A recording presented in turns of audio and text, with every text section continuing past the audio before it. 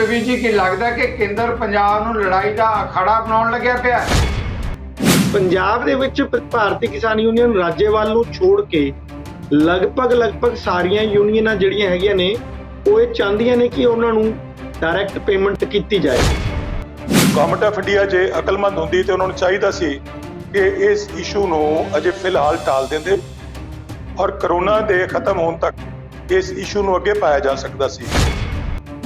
ਇਹ ਮੈਨੂੰ ਜੋ ਨਜ਼ਰ ਆ ਰਿਹਾ ਹੈ ਕਿ ਗਵਰਨਮੈਂਟ ਆਫ ਇੰਡੀਆ ਦੀ ਹੈਂਕੜਬਾਜ਼ੀ ਹੈ।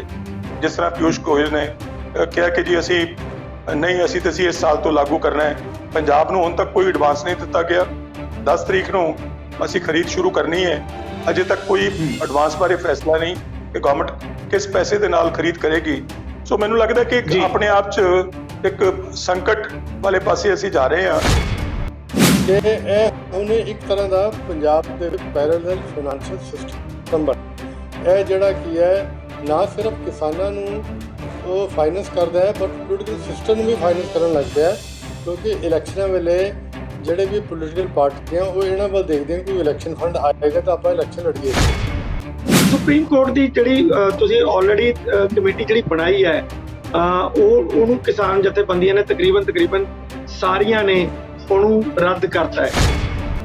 ਬੇਸਿਕ ਇਸ਼ੂ ਤੇ ਹੈਗਾ ਕਿ ਕੀ ਉਹ ਫੂਡ ਗ੍ਰੇਨਸ ਦੇ ਉੱਤੇ ਕਾਨੂੰਨ ਬਣਾਉਣ ਦਾ ਉਹਨਾਂ ਨੂੰ ਅਖਤਿਆਰ ਹੈਗਾ ਸੀ ਤੇ ਜੇ ਅਖਤਿਆਰ ਹੀ ਨਹੀਂ ਹੈਗਾ ਉਹਨਾਂ ਨੂੰ ਤੇ ਉਹਦੇ ਤੇ ਫਰਦਰ ਡਿਸਕਸ਼ਨ ਦਾ ਫਾਇਦਾ ਕੀ ਹੈਗਾ। ਮੈਨੂੰ ਤੇ ਮੈਂ ਕਿਸਾਨਾਂ ਨਾਲ ਇਸ ਗੱਲ ਤੇ ਬਿਲਕੁਲ ਸਹਿਮਤ ਹੈਗਾ ਕਿ ਇਹਦੇ ਤੇ ਕੋਈ ਫਰਦਰ ਡਿਸਕਸ਼ਨ ਉਹਨਾਂ ਨੂੰ ਕਰਨੀ ਨਹੀਂ ਚਾਹੀਦੀ। ਤੇ ਜੇ ਪਿਊਸ਼ ਗੋਇਲ ਹੀ ਇਸ ਗੱਲ ਤੇ ਅੜ ਰਿਹਾ ਹੈਗਾ ਗਵਰਨਮੈਂਟ ਨੂੰ ਕਹਿ ਰਿਹਾ ਹੈ ਕਿ ਜੀ ਅਸੀਂ ਤੇ ਡਾਇਰੈਕਟ ਪੇਮੈਂਟ ਕਰਾਂਗੇ ਤੇ ਮੈਨੂੰ ਇਹ ਸਮਝ ਨਹੀਂ ਪੈ ਰਹੀ ਕਿ ਇਸ ਮਸਲੇ ਦਾ ਹੱਲ ਕੀ ਹੋਏਗਾ ਅਨਲੈਸ ਕਿ ਗਵਰਨਮੈਂਟ ਆਫ ਇੰਡੀਆ ਕੱਲ ਨੂੰ ਐਗਰੀ ਕਰੇ ਕਿ ਜੀ ਨਹੀਂ ਜੀ ਚਲੋ ਜੀ ਫਿਰ ਅਸੀਂ ਮੰਨ ਲੈਂਦੇ ਆ।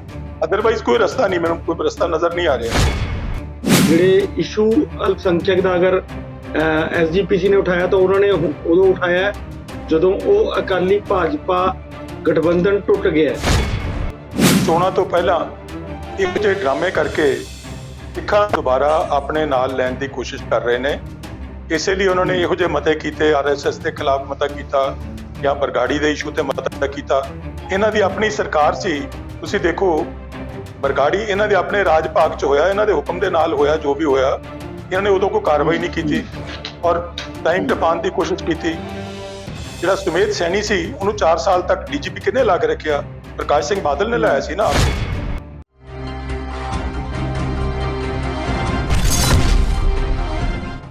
ਨਜ਼ਰੀਏ ਦੀ ਡਿਬੇਟ ਜਗਤਾਰ ਸਿੰਘ ਸਿੱਧੂ ਨੂੰ ਦਰਸ਼ਕਾਂ ਨੂੰ ਸਤਿ ਸ੍ਰੀ ਅਕਾਲ।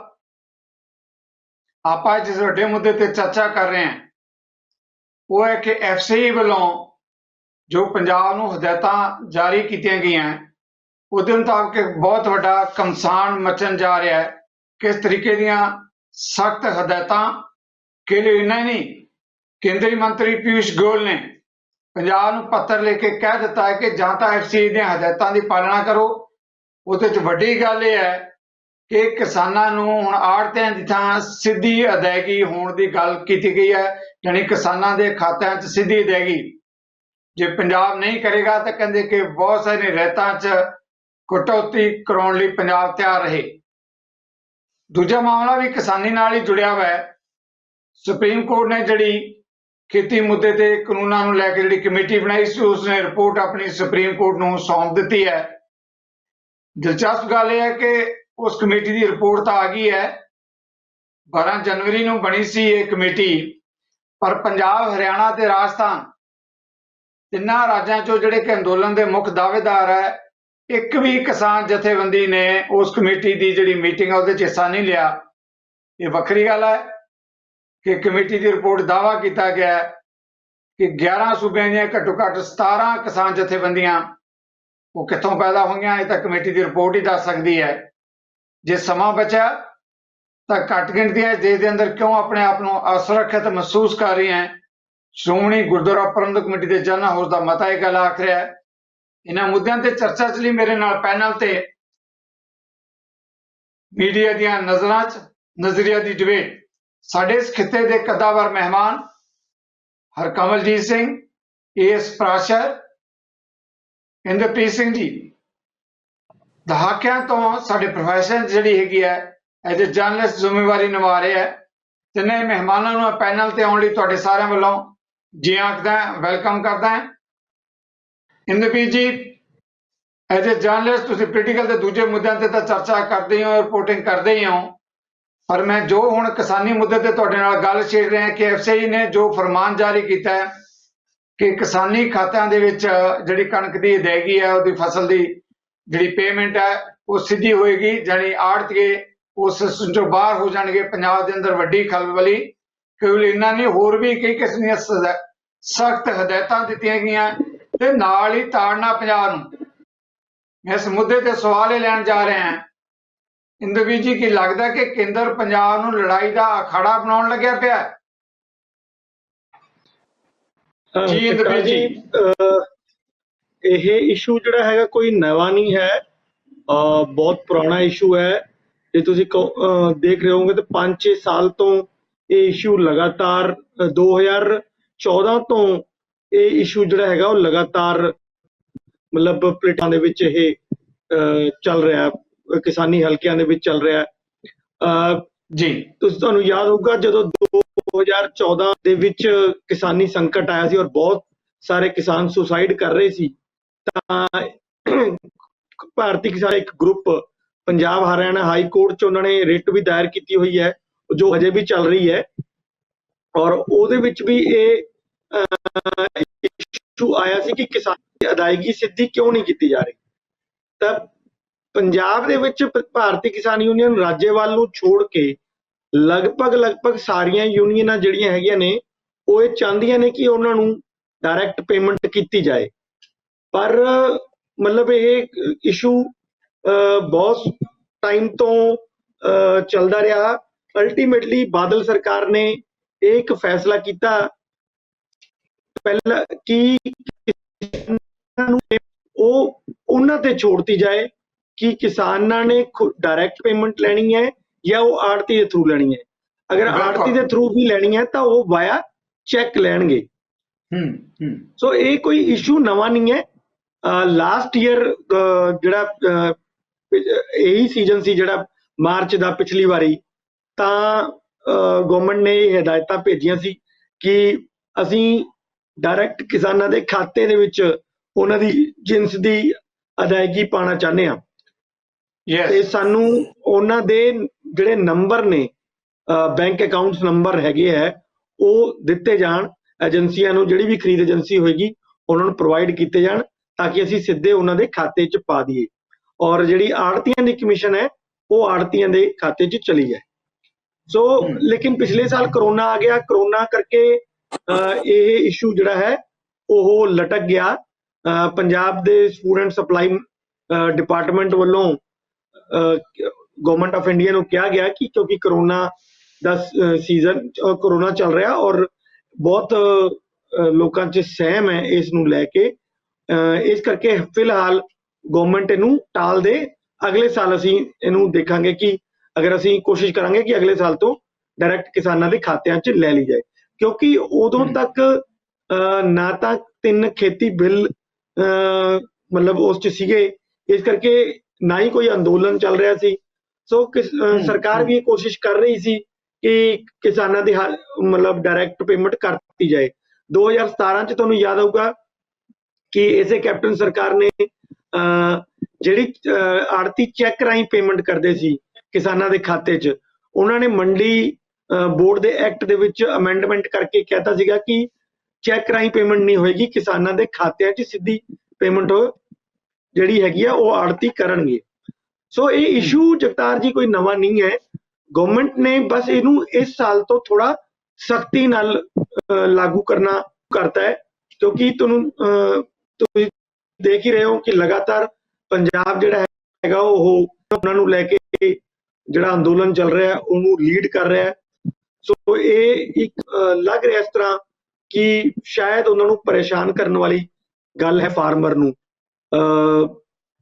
ਕਿਉਂਕਿ ਕਿਸਾਨ ਯੂਨੀਅਨਸ ਜਿਹੜੀਆਂ ਹੈਗੀਆਂ ਨੇ, ਜਿਹੜੀਆਂ ਇਹਦੇ ਹੱਕ 'ਚ ਨੇ ਕਿ ਡਾਇਰੈਕਟ ਪੇਮੈਂਟ ਨਹੀਂ ਹੋਣੀ ਚਾਹੀਦੀ, ਆੜਤੀਆਂ ਦੇ ਥਰੂ ਹੋਣੀ ਚਾਹੀਦੀ ਹੈ, ਉਹਨਾਂ ਦੀ ਇੱਕ ਆਸ਼ੰਕਾ ਹੈ ਕਿ ਇਸ ਰਾਹੀਂ ਇਹ ਉਹ ਸਟੈਪ ਨੇ ਜਿਹੜੇ ਮੰਡੀਆਂ ਨੂੰ ਤੋੜਨ ਲਈ ਕਦਮ ਉਠਾਏ ਜਾ ਰਹੇ ਨੇ।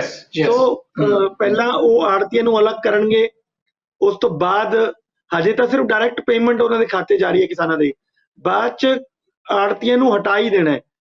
ਉਸ ਤੋਂ ਬਾਅਦ ਫਿਰ ਮੰਡੀਆਂ ਵਪਾਰੀਆਂ ਲਈ ਖੁੱਲੇ ਤੌਰ ਤੇ ਹੋ ਜਾਣਗੀਆਂ, ਜੋ ਕਿ ਜਿਹੜੇ 3 ਖੇਤੀ ਕਾਨੂੰਨ ਨੇ ਉਹ ਕਹਿ ਰਹੇ ਨੇ ਕਿ ਅਸੀਂ ਇਹਨਾਂ ਕਾਨੂੰਨਾਂ ਰਾਹੀਂ ਇਹ ਕੰਮ ਕਰਨਾ ਹੈ।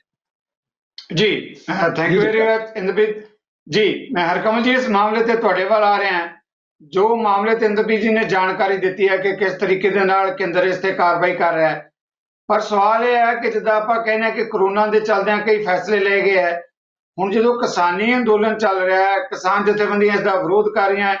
एक पासे केंद्र कह रहा है कि असीं गलबात करन लई तैयार हैं, दूजे पासे केंद्र वालों होर इहो जिहे सख्त फैसले लए जा रहे हैं। मिसाल वजों कणक की आपां गल करदे हां ते पहलां 14% नमी वाली गल सी, हुण कहंदे कि नहीं जी 12% नमी होनी चाहिए है। इस तरीके नाल आड़तियां दी अदायगी दा मुद्दा आ रहा है कि हुण सारा कुछ जो इस तरीके नाल सख्त मामला अपनाया जा रहा है, पंजाब नूं नवें सिरे तो घेरन लई जां पंजाब नूं लड़ाई दा अखाड़ा बनाउण दी नीति अधीन कीता जा रहा है, ताकि किसानां नूं सबक सिखाया जा सके कि अंदोलन दे नाल तुसीं नहीं जित सकदे, केंद्र दे नाल गलबात करके तुहानूं उन्हां ਦੀਆਂ ਗੱਲਾਂ ਮੰਨਣੀਆਂ ਪੈਣੀਆਂ। ਜਗਤਾਰ ਜੀ, ਜਿਵੇਂ ਇੰਦਰਪ੍ਰੀਤ ਜੀ ਨੇ ਦੱਸਿਆ ਹੈ, ਮੇਰੇ ਖਿਆਲ ਦੇ ਵਿੱਚ ਜਿਹੜਾ ਇਹ ਮਸਲਾ ਹੈਗਾ ਨਾ, ਜਿਹੜਾ ਜਿੱਥੋਂ ਤੱਕ ਇਹ ਮਸਲਾ ਹੈ ਕਿ ਅਦਾਇਗੀ ਕਿਸਾਨ ਨੂੰ ਸਿੱਧੀ ਕੀਤੀ ਜਾਵੇ, ਇਹ ਇਸ਼ੂ ਤੇ ਬੇਸਿਕਲੀ ਕਿਸਾਨ ਜਥੇਬੰਦੀਆਂ ਹੀ ਹੁਣ ਤੱਕ ਉਠਾਉਂਦੀਆਂ ਰਹੀਆਂ। ਇਹ ਇਸ਼ੂ ਜਿਹੜਾ ਹੈ, ਇਹ ਮੰਗ ਕਿਸਾਨ ਜਥੇਬੰਦੀਆਂ ਦੀ ਆਪਣੀ ਮੰਗ ਸੀ, ਔਰ ਇਹ ਅੱਜ ਦੇ ਨਹੀਂ, ਇਹ ਬਹੁਤ ਸਾਲਾਂ ਤੋਂ ਮੈਂ ਦੇਖਿਆ ਕਿਸਾਨ ਜਥੇਬੰਦੀਆਂ ਇਸ ਗੱਲ ਦੀ ਡਿਮਾਂਡ ਕਰਦੀਆਂ ਰਹੀਆਂ। ਉਹਦਾ ਇੱਕ ਰੀਜ਼ਨ ਵੀ ਦਿੰਦੇ ਸੀ, ਜਿਹੜੇ ਕਿਸਾਨ ਆੜਤੀਏ ਤੋਂ ਪੈਸੇ ਲੈਂਦੇ ਨੇ, ਮਤਲਬ ਠੀਕ ਹੈ ਗੱਲ ਕਿ ਉਹਨਾਂ ਨੂੰ ਇੱਕ ਫਾਇਦਾ ਹੈਗਾ, ਉਹ ਆੜਤੀਏ ਤੋਂ ਪੈਸੇ ਲੈ ਸਕਦੇ ਨੇ, ਐਡਵਾਂਸ ਲੈ ਸਕਦੇ ਨੇ, ਲੇਕਿਨ ਜਿਹੜਾ ਉਹਦੇ ਤੇ ਰੇਟ ਆਫ ਇੰਟਰਸਟ ਆੜਤੀਆਂ ਵੱਲੋਂ ਚਾਰਜ ਕੀਤਾ ਜਾਂਦਾ ਹੈ ਉਹ ਕਾਫੀ ਜ਼ਿਆਦਾ ਹੈ, ਔਰ ਉਹਦੇ ਚ ਲੁੱਟ ਹੋ ਰਹੀ ਹੈ। ਆੜਤੀਆ ਜਿਹੜਾ ਸਿਸਟਮ ਪੰਜਾਬ ਦਾ ਸਾਡਾ ਹੈਗਾ, ਉਹ ਇੱਕ ਕਿਸਮ ਦਾ ਨਾਲ ਬਹੁਤ ਵੱਡਾ ਫਾਈਨਾਂਸਰ ਵੀ ਬਣ ਗਿਆ ਹੈ। ਉਹ ਫਾਈਨਾਂਸਿੰਗ ਵੀ ਕਰ ਰਹੇ ਨੇ, ਜ਼ਿਆਦਾ ਕਮਾਈ ਉਹਨਾਂ ਦੀ ਫਾਈਨਾਂਸਿੰਗ ਚੋਂ ਹੋ ਰਹੀ, ਜੋ ਕਿ ਉਹਦੇ ਤੇ ਰੇਟ ਆਫ ਇੰਟਰਸਟ ਬਹੁਤ ਜ਼ਿਆਦਾ ਹੈ। ਸੋ ਇਸੇ ਗੱਲ ਕਰਕੇ ਕਿਸਾਨ ਜਥੇਬੰਦੀਆਂ ਉਹਨੂੰ ਅਪੋਜ਼ ਕਰ ਰਹੀਆਂ ਸੀ ਕਿ ਜੀ ਇਹ ਸਿਸਟਮ ਖਤਮ ਹੋਣਾ ਚਾਹੀਦਾ। ਦੂਜਾ ਜਿਹੜੀ ਮੈਨੂੰ ਗੱਲ ਸਮਝ ਆ ਰਹੀ ਹੈ, ਤੁਸੀਂ ਇਹ ਦੇਖੋ ਕਿ ਆੜਤ ਜਿਹੜੀ ਸਾਡੀ ਹੈਗੀ ਹੈ, ਇਹ ਇੱਕ ਟਾਈਮ ਤੇ 1.5% ਹੈਗੀ ਸੀ, ਲੇਕਿਨ ਆੜਤੀਆ ਚੋਂ ਕਿ ਪੰਜਾਬ 'ਚ 50-60 ਹਜ਼ਾਰ ਆੜਤੀਆ ਹੈਗਾ, ਉਹਨਾਂ ਦੀ ਯੂਨੀਅਨਸ ਹੈਗੀਆਂ, ਹਿਊਜ ਮਨੀ ਹੈ, ਉਹਨਾਂ ਕੋਲ ਪੈਸਾ ਵੀ ਬਹੁਤ ਹੈਗਾ। ਉਹਨਾਂ ਨੇ ਪਿਛਲੇ ਕਈ ਸਾਲਾਂ ਦੇ ਵਿੱਚ ਪੋਲੀਟੀਕਲ ਸਰਕਾਰਾਂ ਨੂੰ ਖੁਸ਼ ਕਰਕੇ, ਜੋ ਤਰੀਕੇ ਹੁੰਦੇ ਨੇ ਖੁਸ਼ ਕਰਨ ਦੇ, ਉਹਨਾਂ ਨੇ ਆਪਣੀ ਆੜਤ ਵੀ ਵਧਾਉਂਦੇ ਰਹੇ। ਤੁਸੀਂ ਦੇਖੋ ਜਿਹੜੀ 1.5% ਸੀ, ਅੱਜ 3% ਤੇ ਪਹੁੰਚ ਗਈ। ਹੁਣ ਗਵਰਨਮੈਂਟ ਆਫ ਇੰਡੀਆ ਇਹ ਵੀ ਮਹਿਸੂਸ ਕਰ ਰਹੀ ਹੈ ਕਿ ਇੱਕ ਮਿਡਲਮੈਨ ਜਿਹੜਾ ਹੈਗਾ, ਉਹ ਬਿਨਾਂ ਕਿਸੇ ਗੱਲ ਦੇ 3% ਪੈਸੇ ਕਮਾ ਰਿਹਾ ਹੈਗਾ ਘਰ 'ਚ, ਆਪਣੇ ਦੁਕਾਨ 'ਚ ਬੈਠਾ। ਸੋ ਮੈਨੂੰ ਇਹ ਲੱਗਦਾ ਕਿ ਇਹ ਜਿਹੜੀ ਇੱਕ ਸਮਾਂ ਸੀ ਜਦੋਂ ਇਹ ਬਲੈਕਮੇਲਿੰਗ ਚੱਲ ਰਹੀ ਸੀ, ਅੱਜ ਟਾਈਮ ਬਦਲ ਗਿਆ। ਅੱਜ ਸ਼ਾਇਦ ਉਹਨਾਂ ਨੂੰ ਇਹ ਗਵਰਨਮੈਂਟ ਆਫ ਇੰਡੀਆ ਨੂੰ ਇਹ ਚੁੱਭ ਰਿਹਾ ਕਿ ਅਸੀਂ 3% ਕਿਉਂ ਦੇ ਰਹੇ ਹਾਂ, ਇਹਦੀ ਕੀ ਲੋੜ ਹੈ, ਇਹਦੀ ਯੂਜ਼ ਕੀ ਹੈਗੀ ਹੈ। ਮੈਨੂੰ ਲੱਗਦਾ ਕਿ ਇਹਦੇ ਦੋਨੋਂ ਪੱਖ ਹੈਗੇ ਨੇ ਇਸ ਇਸ਼ੂ ਤੇ। ਇਹ ਤੁਹਾਡੀ ਗੱਲ ਠੀਕ ਹੈ ਕਿ ਅੱਜ ਜਿਹੜਾ ਕਰੋਨਾ ਦਾ ਟਾਈਮ ਹੈਗਾ, ਇਹਦੇ 'ਚ ਇੱਕ ਕੋਈ ਬਹੁਤ ਸੂਟੇਬਲ ਟਾਈਮ ਨਹੀਂ ਸੀ ਹੈਗਾ ਇਸ ਗੱਲ ਨੂੰ ਲਾਗੂ ਕਰਨ ਲਈ। ਅੱਜ ਦੀ ਡੇਟ 'ਚ ਸਾਡੇ ਲਈ ਜ਼ਰੂਰੀ ਗੱਲ ਇਹ ਸੀ ਕਿ ਖਰੀਦ ਜਿਹੜੀ ਹੈ, ਖਰੀਦ ਕੰਪਲੀਟ ਹੋ ਜਾਏ। ਪਿਛਲੇ ਸਾਲ ਤੁਸੀਂ ਦੇਖਿਆ ਹੋਣਾ ਹੈ, ਖਰੀਦ ਸੈਂਟਰ ਜਿਹੜੇ ਸੀ ਪੰਜਾਬ 'ਚ 2 ਗੁਣਾ ਤੋਂ ਵੀ ਵਧਾ ਦਿੱਤੇ ਗਏ ਸੀ, ਤਾਂ ਕਿ ਭੀੜ ਨਾ ਹੋਵੇ, ਕਰੋਨਾ ਤੋਂ ਕਿਸਾਨ ਨੂੰ ਬਚਾਇਆ ਜਾ ਸਕੇ, ਔਰ ਕਾਫੀ ਸਫਲ ਰਹੀ ਖਰੀਦ ਜਿਹੜੀ ਲਾਸਟ ਈਅਰ ਦੀ ਸੀ। ਮੈਨੂੰ ਲੱਗਦਾ ਕਿ ਗਵਰਨਮੈਂਟ ਆਫ ਇੰਡੀਆ ਜੇ ਅਕਲਮੰਦ ਹੁੰਦੀ ਤੇ ਉਹਨਾਂ ਨੂੰ ਚਾਹੀਦਾ ਸੀ ਕਿ ਇਸ ਇਸ਼ੂ ਨੂੰ ਅਜੇ ਫਿਲਹਾਲ ਟਾਲ ਦਿੰਦੇ, ਔਰ ਕਰੋਨਾ ਦੇ ਖਤਮ ਹੋਣ ਤੱਕ ਇਸ ਇਸ਼ੂ ਨੂੰ ਅੱਗੇ ਪਾਇਆ ਜਾ ਸਕਦਾ ਸੀ। ਔਰ ਵੈਸੇ ਵੀ ਕਿਸਾਨ ਅੰਦੋਲਨ ਲੜ ਰਹੇ ਨੇ, ਉਹ ਉਹਨਾਂ ਨਾਲ ਇਹ ਗੱਲ ਟੇਬਲ ਤੇ ਜਦੋਂ ਹੋ ਹੀ ਰਹੀ ਹੈ, ਆਲਰੇਡੀ ਗਵਰਨਮੈਂਟ ਆਫ ਇੰਡੀਆ ਕਹਿ ਰਹੀ ਹੈ ਕਿ ਅਸੀਂ ਵੀ ਟੇਬਲ ਤੇ ਹੱਲ ਕਰਨੀ ਹੈ, ਕਿਸਾਨ ਵੀ ਕਹਿ ਰਹੇ ਨੇ ਕਿ ਅਸੀਂ ਟੇਬਲ ਤੇ ਹੱਲ ਕਰਨ ਨੂੰ ਤਿਆਰ ਹਾਂ। ਇਹ ਇਸ਼ੂ ਟੇਬਲ ਤੇ ਆ ਜਾਣਾ ਸੀ, ਟੇਬਲ ਤੇ ਵੀ ਇਹ ਸ਼ਾਇਦ ਇਸ਼ੂ ਹੱਲ ਹੋ ਜਾਂਦਾ, ਇਹਦੇ 'ਚ ਕਾਹਲੀ ਕਰਨ ਦੀ ਲੋੜ ਨਹੀਂ ਸੀ। ਪਰ ਇਹ ਮੈਨੂੰ ਜੋ ਨਜ਼ਰ ਆ ਰਿਹਾ ਹੈ ਕਿ ਗਵਰਨਮੈਂਟ ਆਫ ਇੰਡੀਆ ਦੀ ਹੈਂਕੜਬਾਜ਼ੀ ਹੈ। ਜਿਸ ਤਰ੍ਹਾਂ ਪਿਊਸ਼ ਗੋਇਲ ਨੇ ਕਿਹਾ ਕਿ ਜੀ ਅਸੀਂ ਇਸ ਸਾਲ ਤੋਂ ਲਾਗੂ ਕਰਨਾ ਹੈ। ਪੰਜਾਬ ਨੂੰ ਹੁਣ ਤੱਕ ਕੋਈ ਐਡਵਾਂਸ ਨਹੀਂ ਦਿੱਤਾ ਗਿਆ। 10 ਤਰੀਕ ਨੂੰ ਅਸੀਂ ਖਰੀਦ ਸ਼ੁਰੂ ਕਰਨੀ ਹੈ, ਅਜੇ ਤੱਕ ਕੋਈ ਐਡਵਾਂਸ ਬਾਰੇ ਫੈਸਲਾ ਨਹੀਂ ਕਿ ਗਵਰਨਮੈਂਟ ਕਿਸ ਪੈਸੇ ਦੇ ਨਾਲ ਖਰੀਦ ਕਰੇਗੀ। ਸੋ ਮੈਨੂੰ ਲੱਗਦਾ ਕਿ ਜੀ। ਆਪਣੇ ਆਪ 'ਚ ਇੱਕ ਸੰਕਟ ਵਾਲੇ ਪਾਸੇ ਅਸੀਂ ਜਾ ਰਹੇ ਹਾਂ, ਜਿਹਦੇ ਤੋਂ ਬਚਣਾ ਚਾਹੀਦਾ ਹੈ। ਇਹਦੇ 'ਚ ਸਾਰਿਆਂ ਦਾ ਨੁਕਸਾਨ ਹੋਏਗਾ, ਕਿਸਾਨ ਦਾ ਵੀ ਹੋਏਗਾ, ਆਮ ਲੋਕਾਂ ਦਾ ਵੀ ਹੋਏਗਾ, ਔਰ ਇਹ ਕਿਸਾਨੀ ਕਿੱਤਾ ਜਿਹੜਾ ਸਾਡਾ ਦੇਸ਼ ਖਰੀਦ ਦਾ ਕਿੱਤਾ ਹੈਗਾ, ਉਹਦੇ ਨਾਲ ਹੋਰ ਬਹੁਤ ਲੋਕ ਜੁੜੇ ਹੋਏ ਨੇ, ਬਹੁਤ ਕਿਸਮ ਦੇ ਲੋਕ ਜੁੜੇ ਹੋਏ ਨੇ, ਛੋਟੇ ਕਿੱਤੇ ਵੀ ਜੁੜੇ ਨੇ। ਔਰ ਜਿਵੇਂ ਤੁਸੀਂ ਪਹਿਲਾਂ ਗੱਲ ਕੀਤੀ ਹੈਗੀ ਹੈ, ਜਿਹੜਾ ਬੇਸਿਕ ਲੋਕਾਂ ਨੂੰ ਅੰਦੇਸ਼ਾ ਖਤਰਾ ਹੈਗਾ ਹੈ ਕਿ ਜੇ ਤੁਸੀਂ ਆੜਤੀਆ ਸਿਸਟਮ ਨੂੰ ਖਤਮ ਕਰ ਰਹੇ ਹੋ, ਕਿ ਤੁਸੀਂ ਕਿਰੇ ਪੰਜਾਬ ਦਾ ਜਿਹੜਾ ਇੱਕ ਮਾਰਕੀਟਿੰਗ ਸਿਸਟਮ ਹੈਗਾ ਫਸਲਾਂ ਦਾ, ਜਿਹੜਾ ਕਿ ਦੇਸ਼ ਚੋਂ ਸਭ ਤੋਂ ਚੰਗਾ ਗਿਣਿਆ ਜਾਂਦਾ ਹੈ, ਕੀ ਤੁਸੀਂ ਉਹਨੂੰ ਤੇ ਖਤਮ ਨਹੀਂ ਕਰ ਦਿਓਗੇ? ਪੰਜਾਬ ਦਾ ਕਿਸਾਨ ਜਾਂ ਪੰਜਾਬ ਦੇ ਲੋਕ ਇਹ ਕਦੀ ਨਹੀਂ ਚਾਹਣਗੇ ਕਿ ਇਥੋਂ ਦਾ ਜਿਹੜਾ ਇੱਕ ਮਾਰਕੀਟਿੰਗ ਸਿਸਟਮ ਜਿਨਸਾਂ ਦੀ ਖਰੀਦ ਲਈ ਬਣਿਆ ਹੋਇਆ ਹੈ, ਉਹਨੂੰ ਖਤਮ ਕੀਤਾ ਜਾਏ, ਉਹਨੂੰ ਕਮਜ਼ੋਰ ਕੀਤਾ ਜਾਏ। ਜੀ ਹਾਂ, ਮੈਨੂੰ ਲੱਗਦਾ ਕਿ ਭਾਰਤ ਸਰਕਾਰ ਨੂੰ ਇਹਨਾਂ ਸਾਰੇ ਇਸ਼ੂਜ਼ ਤੇ ਧਿਆਨ ਦੇਣ ਦੀ ਲੋੜ ਹੈਗੀ ਹੈ। ਜੀ ਜੀ, thank you very much. Inderveer ਜੀ, ਇਸ ਮੁੱਦੇ ਤੇ ਤੁਸੀਂ ਆਪਣੀ ਗੱਲ ਕਹਿਣਾ ਚਾਹੁੰਦੇ ਸੀ ਜੀ? ਨਹੀਂ, ਮੈਂ ਜਸਟ ਭਾਜੀ ਦੀ ਗੱਲ ਤੇ ਸਿਰਫ ਐਡ ਹੀ ਕਰਨਾ ਸੀਗਾ ਕਿ 97 ਵਾਲੀ ਜਿਹੜੀ ਗਵਰਨਮੈਂਟ ਸੀ ਬਾਦਲ ਸਾਹਿਬ ਦੀ, ਉਦੋਂ ਇਹ ਇਸ਼ੂ ਆਇਆ ਸੀਗਾ ਕਿ ਜਿਹੜੀ ਆੜਤ ਹੈਗੀ ਹੈ ਉਹ 1.5% ਤੋਂ ਵਧਾਈ ਜਾਏ। ਉਹ ਅੱਧੇ ਕੁ % ਦੀ ਡਿਮਾਂਡ ਕਰ ਰਹੇ ਸੀ ਕਿ ਵਧਾਤੀ ਜਾਏ। ਔਰ ਜੇ ਤੁਸੀਂ ਮੰਡੀ ਬੋਰਡ ਤੋਂ RTI ਲਓ ਉਹ ਸਾਰੀ ਇਸ਼ੂ ਦੀ, ਤਾਂ ਤੁਸੀਂ ਦੇਖੋਗੇ ਕਿ ਮੰਡੀ ਬੋਰਡ ਦੇ ਸਾਰੇ ਅਧਿਕਾਰੀਆਂ ਨੇ ਕਿਹਾ ਕਿ ਹਾਂ ਇਹ ਬਣਦੀ ਨਹੀਂ ਹੈ ਆੜਤ ਵਧਾਣੀ, ਕਿਉਂਕਿ 1% ਬਹੁਤ ਆੜਤ ਠੀਕ ਹੈ। ਔਰ ਲੇਕਿਨ ਜਦੋਂ ਫੈਸਲਾ ਬਾਦਲ ਸਾਹਿਬ ਦੇ ਲੈਵਲ ਤੇ ਹੋਇਆ, ਚੀਫ ਮਿਨਿਸਟਰ ਲੈਵਲ ਤੇ, ਤਾਂ ਉਹਨਾਂ ਨੇ ਇਹਨੂੰ 2.5 ਕਰਤਾ, ਜਦਕਿ ਉਹ ਤਾਂ ਜਸਟ 1.5 ਦੀ ਡਿਮਾਂਡ ਕਰ ਰਹੇ ਸੀ ਕਿ 1.5% ਕਰਤਾ ਜਾਏ, ਤਾਂ ਉਹ 2.5% ਹੋ ਗਈ। ਇਹ ਉਸੇ ਟਾਈਮ ਤੋਂ ਹੀ ਜਿਹੜੀ ਆੜਤ ਹੈਗੀ ਹੈ, ਕੋਈ ਅੱਜ ਨਹੀਂ ਚੁੱਭ ਰਹੀ ਹੈਗੀ ਗਵਰਨਮੈਂਟ ਆਫ ਇੰਡੀਆ ਨੂੰ, ਬਹੁਤ ਸਾਲ ਹੋ ਗਏ ਹੈ ਚੁੱਭ ਰਹੀ ਨੂੰ। ਉਦੋਂ ਇੱਕ ਵਾਰੀ ਇਹ ਵੀ ਮੈਨੂੰ ਯਾਦ ਹੈ ਕਿ ਮਲ ਸਿੰਘ ਘੁਮਾਣ ਜਿਹੜੇ ਹੈਗੇ ਆ ਮੰਡੀ ਬੋਰਡ ਦੇ ਚੇਅਰਮੈਨ ਸੀਗੇ, ਤੇ ਉਹਨਾਂ ਦੇ ਟਾਈਮ 'ਚ ਵੀ ਇਹ ਆਇਆ ਸੀਗਾ। ਹਾਂਜੀ, ਉਹਨਾਂ ਦੇ ਟਾਈਮ 'ਚ ਇਹ ਆਇਆ ਸੀਗਾ ਕਿ ਕਿਉਂ ਨਾ ਇਹਨੂੰ ਫ੍ਰੀਜ਼ ਕਰਤਾ ਜਾਏ। ਦੇਖੋ, ਇੱਕ ਤਾਂ ਇਸ਼ੂ ਹਰਕਮਲ ਭਾਜੀ ਨੂੰ ਵੀ ਧਿਆਨ 'ਚ ਹੋਏਗਾ ਕਿ ਇੱਕ ਤਾਂ ਇਸ਼ੂ ਕੱਲਾ ਆੜਤ 2% ਜਾਂ 2.5% ਦਾ ਨਹੀਂ ਹੈ, ਉਹ ਨਾਲ ਜਿਹੜੀ ਸਾਡੀ MSP ਵੱਧਦੀ ਹੈ ਉਹਦੇ ਨਾਲ ਆੜਤ ਵੀ ਵੱਧ ਜਾਂਦੀ ਹੈ। ਗਵਰਨਮੈਂਟ ਆਫ ਇੰਡੀਆ ਚਾਹੁੰਦੀ ਸੀ ਕਿ ਆੜਤ ਨੂੰ ਕਮ ਸੇ ਕਮ ਫ੍ਰੀਜ਼ ਕੀਤਾ ਜਾਏ। ਮਤਲਬ ਉਦੋਂ ਮੈਨੂੰ ਯਾਦ ਹੈ ਕਿ 27 ਰੁਪਏ ਤੇ ਉਹਨਾਂ ਨੇ ਕਿਹਾ ਸੀਗਾ ਕਿ 27 ਰੁਪਏ ਤੇ ਇਹਨੂੰ ਫ੍ਰੀਜ਼ ਕਰ ਦਿਓ, MSP ਜਿੰਨੀ ਮਰਜ਼ੀ ਵਧੀ ਜਾਏ, ਲੇਕਿਨ ਆੜਤ ਉਹਦੇ ਨਾਲ ਨਹੀਂ ਵਧੇਗੀ। ਤੁਹਾਨੂੰ ਤਾਂ ਯਾਦ ਹੈ ਕਿ ਆਪਾਂ ਇਸ ਤਰ੍ਹਾਂ ਦੀਆਂ ਉਦੋਂ ਸਟੋਰੀਜ਼ ਵੀ ਕਈ ਕਰਕੇ ਆਏ ਸੀਗੇ, ਅਦਿਤ ਪ੍ਰਤਾਪ ਕੈਰੋ ਹੋਰਾਂ ਨਾਲ ਨੇ ਵੀ ਇਹ ਇਸ਼ੂ ਬੜਾ ਰੇਜ਼ ਕੀਤਾ ਸੀਗਾ ਕਿ ਨਹੀਂ, ਇਹ ਫ੍ਰੀਜ਼ ਨਹੀਂ ਹੋਣੀ ਚਾਹੀਦੀ। ਸੋ ਮੈਨੂੰ ਇਹ ਲੱਗਦਾ ਕਿ ਜਿਹੜੀ ਇਸੇ ਕਰਕੇ ਜਿਹੜੀ ਆੜਤ ਹੈਗੀ ਹੈ ਉਹ ਅੱਜ ਦੇਖੋ 2.5% ਤੋਂ ਦੇ ਆਸ-ਪਾਸ ਹੋ ਗਈ ਹੈ। ਔਰ ਉਹ ਜੇ ਉਹਨੂੰ ਰੁਪੀਜ਼ 'ਚ ਤੁਸੀਂ ਕਨਵਰਟ ਕਰੋ ਤਾਂ ਜੇ 1900 ਰੁਪਏ ਰੇਟ ਹੈ ਕਣਕ ਦਾ, ਤਾਂ 19 ਦੂਣਾ 38 ਔਰ 9 47-48 ਰੁਪਏ ਦੇ ਆਸ-ਪਾਸ ਜਿਹੜੀ ਹੈਗੀ ਹੈ ਪਰ ਕੁਇੰਟਲ, ਮਤਲਬ ਆੜਤੀ ਨੂੰ ਮਿਲਦੇ ਹੈ। ਔਰ ਮੈਨੂੰ ਲੱਗਦਾ ਕਿ ਇਹ ਵਾਕਈ ਜ਼ਿਆਦਾ ਹੈ ਜੇ ਤੁਸੀਂ ਉਹਨੂੰ ਕੈਲਕੂਲੇਟ ਕਰੋ ਕਿ ਜਿੰਨਾ ਮਾਰਜਨ ਕਿਸਾਨ ਨੂੰ ਮਿਲਦਾ ਹੈ, ਇੱਕ ਫਾਰਮਰ ਨੂੰ 4 ਮਹੀਨੇ ਫਸਲ ਪਾਲ ਕੇ ਜਿੰਨਾ ਮਤਲਬ ਪ੍ਰੋਫਿਟ ਹੁੰਦਾ ਹੈ, ਉਸ ਤੋਂ ਕਿਤੇ ਜ਼ਿਆਦਾ ਸਿਰਫ 1 ਮਹੀਨਾ ਜਿਹੜੀ ਮਤਲਬ ਉਹਨਾਂ ਨੇ ਟ੍ਰੇਡਿੰਗ ਕਰਨੀ ਹੈ, ਇਹ ਕਿਸਾਨਾਂ ਤੋਂ ਲੈ ਕੇ ਜਿਹੜੀਆਂ ਏਜੰਸੀਆਂ ਨੂੰ ਦੇ ਦੇਣੀ ਹੈ ਸਫਾਈ ਸਫੂਈ ਕਰਕੇ, ਜੋ ਵੀ 1 ਮਹੀਨੇ ਦਾ ਪ੍ਰੋਸੈਸ ਹੈ, ਉਹ ਉਹਨਾਂ ਦੀ ਆਮਦਨ ਉਸ ਤੋਂ ਕਿਤੇ ਜ਼ਿਆਦਾ ਹੈਗੀ ਹੈ। Okay, thank you very much. Prashi ji ਕਾਫੀ ਦੇਰ ਦੇ ਇੰਤਜ਼ਾਰ 'ਚ ਹੈ। ਪ੍ਰਾਸ਼ੀ, ਜਿੱਦਾਂ ਇੰਦਰਪ੍ਰੀਤ ਜੀ ਨੇ ਕਿਹਾ, ਹਰਕਮਲ ਉਹਨਾਂ ਨੇ ਜਿਹੜੀ ਗੱਲ ਕੀਤੀ ਹੈ, ਇਹ ਤਾਂ ਹਾਈ ਹੈ ਕਿ ਮੁਨਾਫੇ ਦੀ ਗੱਲ ਹੈ, ਕਿੰਨਾ ਤੈਅ ਹੋਣਾ ਚਾਹੀਦਾ, ਕਿੰਨੇ ਫੀਸਦੀ ਜਿਹੜੀ ਹੈਗੀ ਆੜਤ ਹੋਣੀ ਚਾਹੀਦੀ ਹੈ। ਪਰ ਇਸ ਵੇਲੇ ਕਿਉਂਕਿ ਕਿਸਾਨੀ ਅੰਦੋਲਨ ਦੇ ਚੱਲਦਿਆਂ ਇਹ ਗੱਲ ਵੀ ਆ ਰਹੀ ਹੈ, ਆੜਤੀਏ ਜਿਹੜੇ ਹੈਗੇ ਆ, ਕਿਹਾ ਜਾ ਰਿਹਾ ਕਿ ਉਹਨਾਂ ਨੇ ਕਿਸਾਨੀ ਅੰਦੋਲਨ ਦੀ ਹਮਾਇਤ ਕੀਤੀ ਹੈ। ਉਹਨਾਂ ਨੂੰ ਪਹਿਲਾਂ ਸਿੱਧੇ ਤੌਰ ਤੇ ਫੋਨ ਵੀ ਜਾਂਦੇ ਰਹੇ ਕਿ ਤੁਸੀਂ ਪਾਸੇ ਹੋ ਜਾਓ। ਹੁਣ ਇਹ ਵੀ ਲੱਗ ਰਿਹਾ ਹੈ ਕਿ ਕਿਸਾਨਾਂ ਦੇ ਤੇ ਆੜਤੀਆਂ ਦੇ ਵਿੱਚ ਆਪਸ ਵਿੱਚ ਦੀ ਜਿਹੜਾ ਦਫੇੜ ਪਾਉਣ ਦੇ ਲਈ, ਅਲੱਗ-ਅਲੱਗ ਕਰਨ ਦੇ ਲਈ ਵੀ ਇਹ ਇੱਕ ਨੀਤੀ ਅਪਣਾਈ ਗਈ ਹੈ ਕਿ ਸਿੱਧੀ ਕਿਸਾਨਾਂ ਨੂੰ ਅਦਾਇਗੀ ਕੀਤੀ ਜਾਏਗੀ, ਔਰ ਜੇ ਪੰਜਾਬ ਨਹੀਂ ਮੰਨੇਗਾ ਤਾਂ ਉਹਨਾਂ ਦੀਆਂ ਜਿਹੜੀਆਂ ਹਦਾਇਤਾਂ ਉਹਨਾਂ ਤੇ ਵੀ ਕਟੌਤੀ ਲਾਈ ਜਾਏਗੀ। ਜਗਤਾਰ ਜੀ, ਐਗਜ਼ੈਕਟਲੀ ਇਹੀ ਗੱਲ ਹੈਗੀ ਹੈ ਕਿ ਗਵਰਨਮੈਂਟ ਆਫ ਇੰਡੀਆ ਵਿੱਚ ਇਹ ਇੰਪ੍ਰੈਸ਼ਨ ਹੈ ਕਿ ਕਿਸਾਨੀ ਅੰਦੋਲਨ ਜਿਹੜਾ ਇੰਨੀ ਦੇਰ ਤੋਂ ਚੱਲ ਰਿਹਾ ਹੈ, ਉਹਨੂੰ ਕਾਫੀ ਹੱਦ ਤੱਕ ਜਿਹੜਾ ਫਾਈਨੈਂਸ ਹੈ ਉਹ ਪੰਜਾਬ ਦੇ ਆੜ੍ਹਤੀਏ ਕਰ ਰਹੇ ਆ।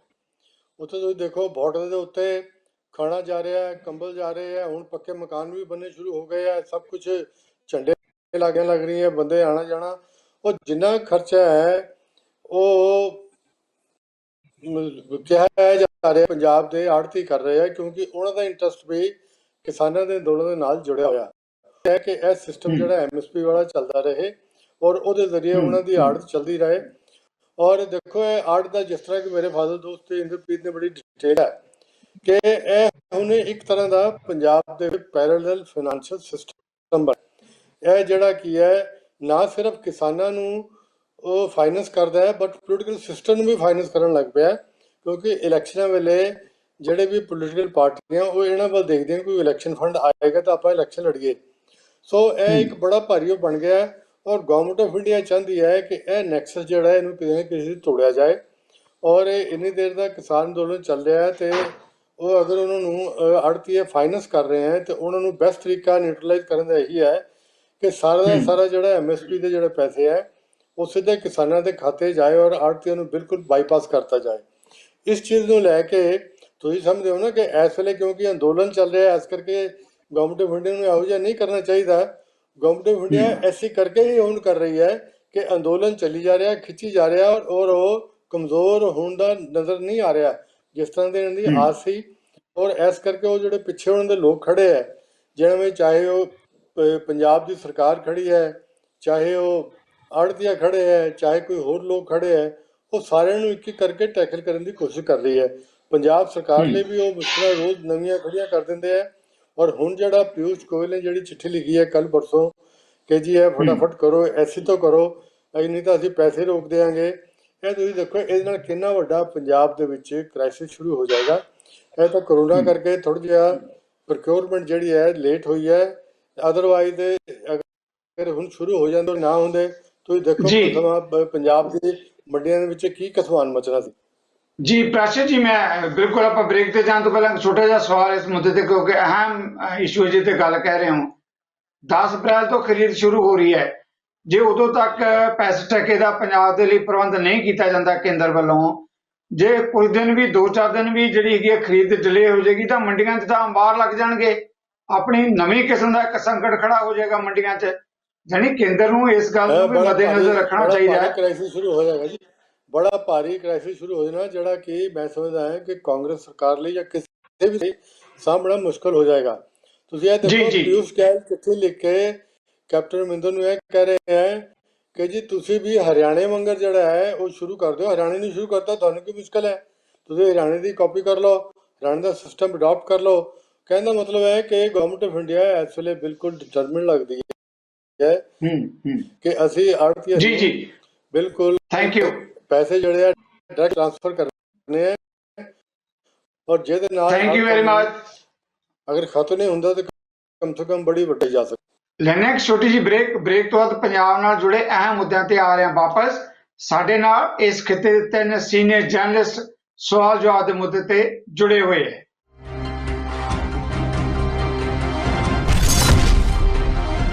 ਨਜ਼ਰੀਆ ਦੀ ਡਿਬੇਟ ਦਰਸ਼ਕਾਂ ਦਾ ਮੁੜ ਇੱਕ ਵਾਰ ਸਵਾਗਤ। ਇੰਦਰਪ੍ਰੀਤ ਜੀ, ਬ੍ਰੇਕ ਤੋਂ ਪਹਿਲਾਂ ਜਿਹੜੀ ਗੱਲ ਪ੍ਰਾਸ਼ਰ ਜੀ ਨੇ ਕਹੀ ਹੈ, ਕਿਉਂਕਿ ਤੁਸੀਂ ਮੰਡੀਆਂ ਵੀ ਕਵਰ ਕਰਨੇ ਜਾਂਦੇ ਰਹੇ ਹੋ, ਕਿਸਾਨੀ ਮੁੱਦੇ ਤੇ ਬਹੁਤ ਸਾਰੀ ਜਿਹੜੀ ਤੁਸੀਂ ਕਵਰੇਜ ਕੀਤੀ ਹੈਗੀ ਹੈ।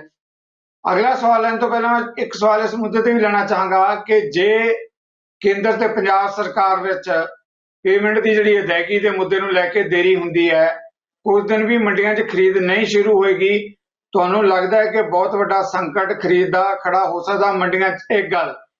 ਦੂਜਾ ਸਵਾਲ ਜਿਹੜਾ ਹੈਗਾ ਇੰਦਰਪ੍ਰੀਤ ਜੀ ਦੇ ਨਾਲ ਹੀ ਮੈਂ ਜੋੜ ਕੇ ਲੈਣਾ ਚਾਹੁੰਦਾ ਕਿ ਸੁਪਰੀਮ ਕੋਰਟ ਦੇ ਵਿੱਚ ਤਿੰਨੇ ਖੇਤੀ ਕਾਨੂੰਨਾਂ ਦੇ ਮੁੱਦੇ ਤੇ ਜਿਹੜੀ ਰਿਪੋਰਟ 3 ਮੈਂਬਰੀ ਕਮੇਟੀ ਨੇ ਦਿੱਤੀ ਹੈ, ਜਿਹੜੀ ਕਮੇਟੀ ਵੀ ਆਪਣੇ ਆਪ 'ਚ ਵਿਵਾਦਿਤ ਹੈ, ਪਰ ਜਿਹੜੀਆਂ ਕਿਸਾਨ ਜਥੇਬੰਦੀਆਂ ਸੰਘਰਸ਼ ਕਰ ਰਹੀਆਂ ਉਹਨਾਂ ਨੇ ਇੱਕ ਨੇ ਵੀ ਇਸ ਕਮੇਟੀ ਦੀ ਹਮਾਇਤ ਨਹੀਂ ਕੀਤੀ ਜਾਂ ਸ਼ਾਮਲ ਨਹੀਂ ਹੋਈਆਂ।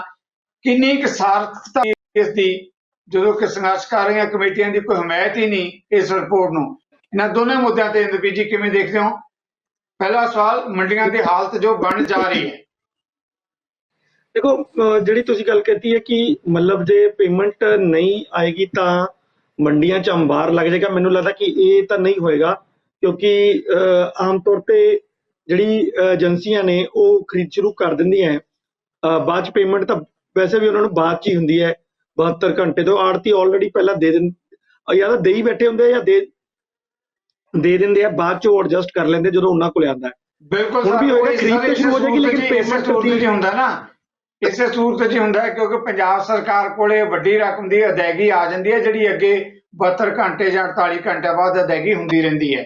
ਪਰ ਜੇ ਇਹੀ ਤੈਅ ਨਹੀਂ ਕੀਤਾ ਕਮਲ ਜੀ ਨੇ ਕਿਹਾ ਕਿ ਅਦਾਇਗੀ ਆਉਣੀ ਆ ਕਿ ਨਹੀਂ ਆਉਣੀ।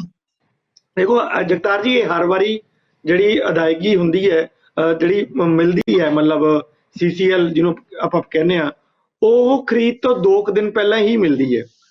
ਔਰ ਜੀ ਇਨ ਪ੍ਰਿੰਸੀਪਲ ਤਾਂ ਉਹ ਹਾਮੀ ਭਰ ਦਿੰਦੇ ਆ ਕਿ ਹਾਂ ਅਸੀਂ ਦੇ ਰਹੇ ਹਾਂ।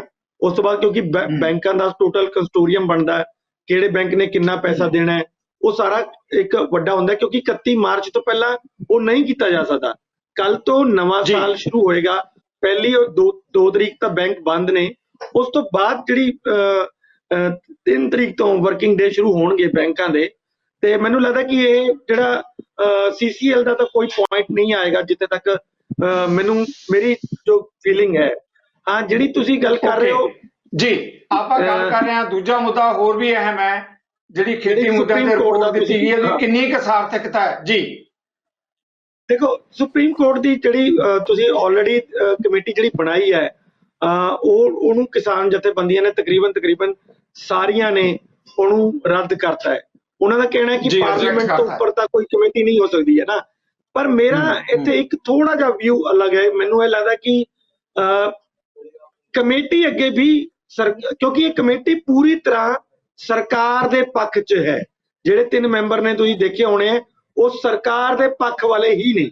ਮੈਨੂੰ ਇਹ ਲੱਗਦਾ ਸੀਗਾ ਕਿ ਕਿਸਾਨਾਂ ਨੂੰ ਇਸ ਕਮੇਟੀ ਦੇ ਅੱਗੇ ਵੀ ਪੇਸ਼ ਹੋਣਾ ਚਾਹੀਦਾ ਸੀ ਔਰ ਆਪਣਾ ਪੱਖ ਜਿਵੇਂ ਉਹਨਾਂ ਨੇ ਮੰਤਰੀ ਤੇ ਹੋਰ ਅਫਸਰਾਂ ਦੇ ਸਾਹਮਣੇ ਰੱਖਿਆ, ਇੱਕ ਕਾਨੂੰਨ ਦੀ ਇੱਕ ਮੱਦ ਦੇ ਉੱਤੇ ਉਹਨਾਂ ਨੇ ਇਹ ਮਨਾਇਆ ਕਿ ਹਾਂ ਉਹਨਾਂ ਤੋਂ ਗਲਤੀਆਂ ਹੋਈਆਂ ਨੇ ਔਰ ਅਮੈਂਡਮੈਂਟ ਕਰਨ ਲਈ ਤਿਆਰ ਨੇ।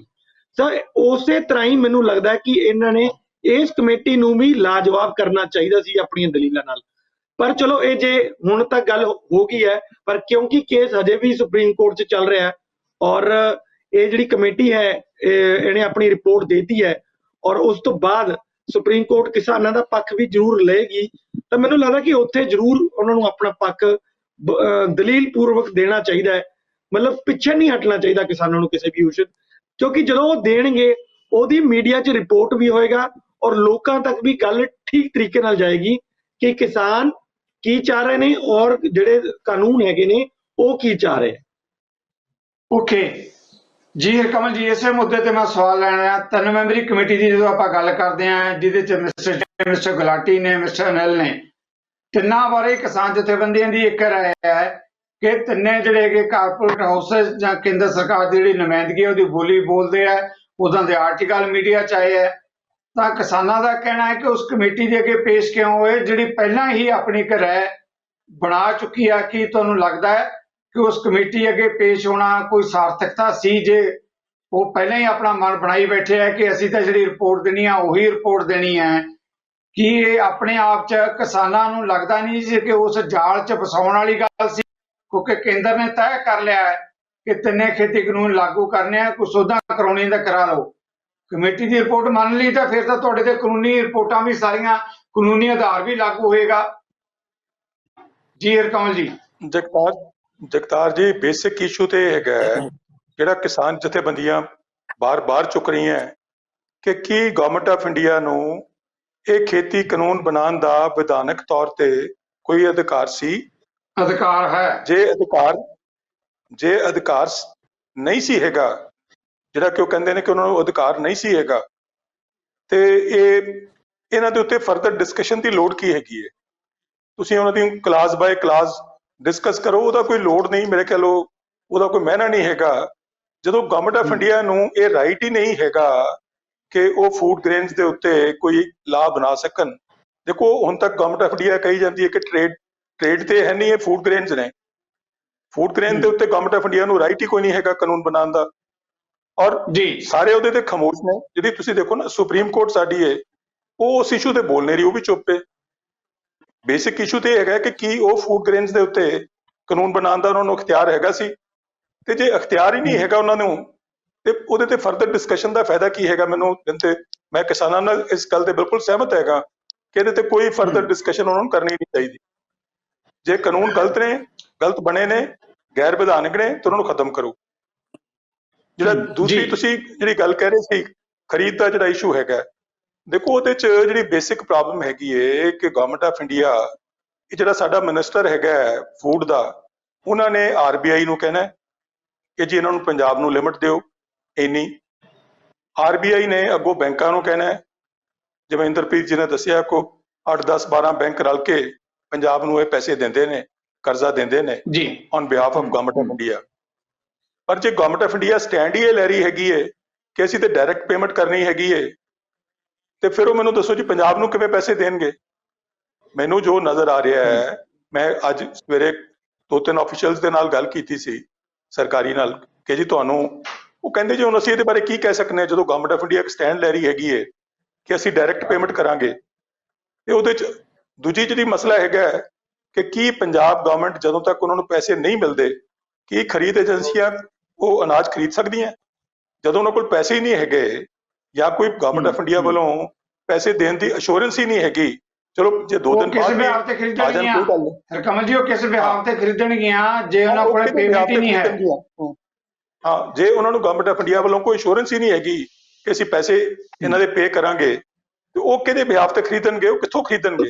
ਸੋ ਜਿਹੜੀ ਜੋ ਇਸ ਵੇਲੇ ਜਿਹੜਾ ਕ੍ਰਾਈਸਿਸ ਹੈਗਾ ਨਾ, ਪੂਰਾ ਟੋਟਲ ਪੰਬਲਪੂਸ ਹੈ।